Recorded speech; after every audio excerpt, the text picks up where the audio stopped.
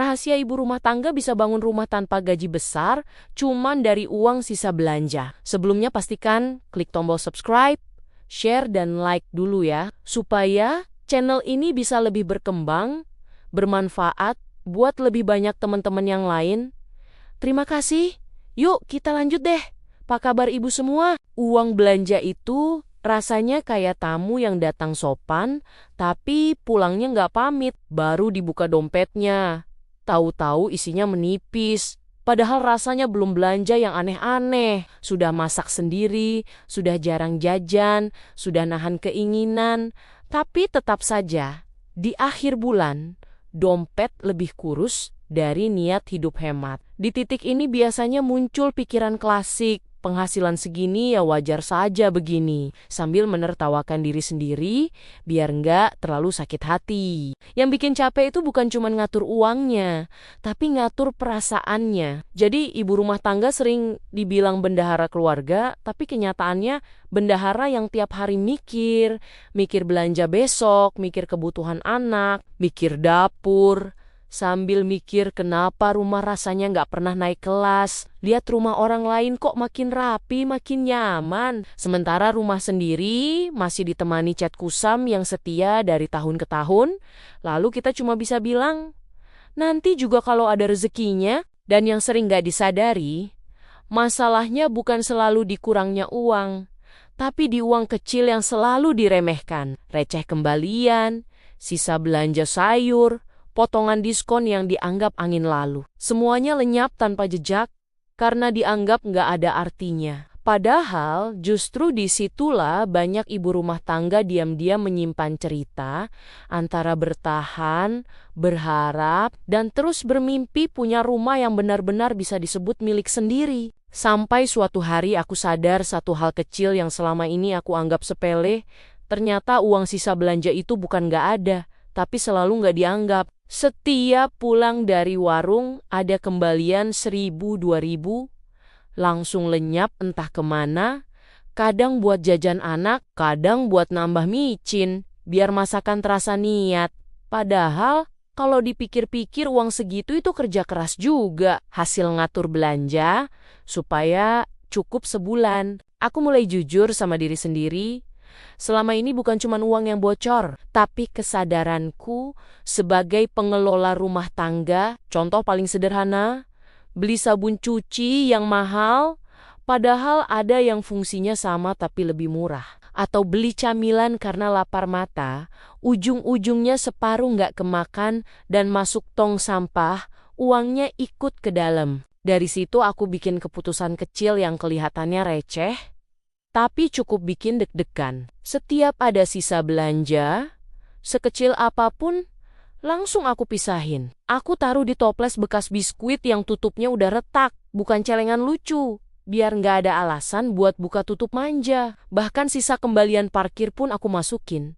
Walaupun sempat mikir ini mah lebay, tapi ya jalanin aja. Awalnya berat karena godaannya banyak. Anak minta jajan sore, lihat bakso lewat, atau lihat diskon minuman manis yang bikin iman goyah. Tapi aku belajar bilang ke diri sendiri, jajan boleh tapi jangan pakai uang sisa yang udah aku pisahin. Kalau mau jajan, ya atur dari pos belanja besok. Jadi ada rasa mikir 2 kali. Hal kecil lain yang aku ubah adalah cara belanja. Dulu belanja tanpa catatan. Ngandelin ingatan yang sering kayak distrak sama gosip ibu-ibu warung. Sekarang aku tulis apa aja yang perlu, bukan yang pengen. Contoh realnya, aku berhenti beli bumbu instan tiap minggu karena ternyata bisa bikin sendiri dari bawang dan cabai yang lebih hemat. Rasanya juga lebih rumah. Aku juga mulai paham bedanya murah sama hemat. Murah itu beli karena harga kecil tapi cepat rusak. Hemat itu beli yang awet, walaupun agak mahal di awal. Kayak beli sapu yang kualitasnya bagus, bukan yang 2 minggu udah copot akhirnya bolak-balik beli dan uangnya malah lebih habis. Dari situ, sisa belanja jadi lebih sering muncul tanpa harus ngerasa disiksa. Setelah beberapa bulan, aku coba buka toples itu. Jujur, aku kaget sendiri. Bukan karena jumlahnya langsung gede, Tapi karena aku nggak nyangka bisa ngumpulin dari uang yang selama ini aku anggap nggak ada. Rasanya kayak nemu uang di saku daster yang udah lama nggak dipakai. Campur senang, bangga, dan sedikit nyesel kenapa nggak dari dulu. Uang itu nggak langsung aku pakai. Aku simpan lagi, tapi kali ini dengan tujuan awalnya buat dana darurat kecil. Misalnya kalau gas habis mendadak, atau anak butuh buku tambahan. Contohnya waktu kulkas rusak ringan. Aku nggak perlu panik atau ngutang, cukup pakai dari situ dan rasanya itu luar biasa tenang. Dari situ aku naik level. Aku pisahin lagi antara uang sisa belanja harian dan uang diskon belanja bulanan. Diskon dari belanja besar biasanya aku anggap bonus, bukan alasan buat belanja lebih. Contoh paling sering, dapat potongan harga di swalayan. Selisihnya aku langsung masukin ke amplop khusus, bukan malah nambah beli coklat. Pelan-pelan, pola pikirku berubah. Aku jadi lebih sabar, lebih mikir panjang, dan lebih percaya kalau hal kecil bisa jadi besar kalau dijagain. Aku juga mulai ngobrol sama suami, bukan minta tambahan uang, tapi cerita prosesnya. Anehnya, sejak aku lebih rapi ngatur, suami jadi lebih percaya dan jarang komentar soal belanja. Aku mulai berani bikin target kecil, bukan langsung bangun rumah. Tapi misalnya pengen bisa renov dapur, biar nggak bocor kalau hujan. Aku hitung logisnya, berapa yang bisa disisihin per bulan, dari sisa belanja, berapa bulan kira-kira bisa terkumpul. Dan itu bikin mimpi terasa lebih nyata.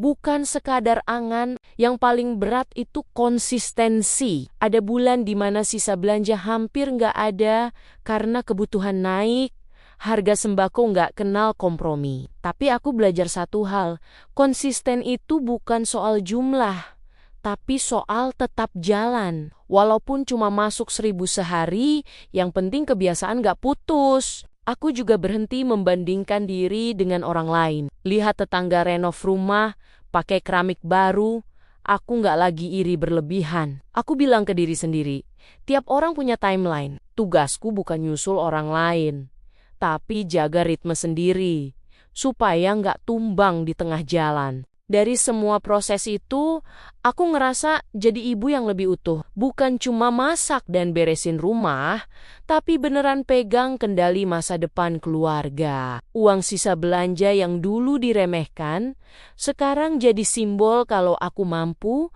pelan-pelan, tanpa ribut, tanpa pamer. Mengubah keadaan dari dalam rumah sendiri. Kadang, yang bikin capek itu bukan belanjanya, tapi rasa merasa kecil, karena uang selalu terasa kurang. Padahal yang diurus bukan cuma dapur, tapi juga masa depan keluarga. Dan lucunya lagi, uang sisa belanja sering diperlakukan seperti tamu tak diundang. Datang sebentar lalu diusir tanpa pamit, dianggap receh.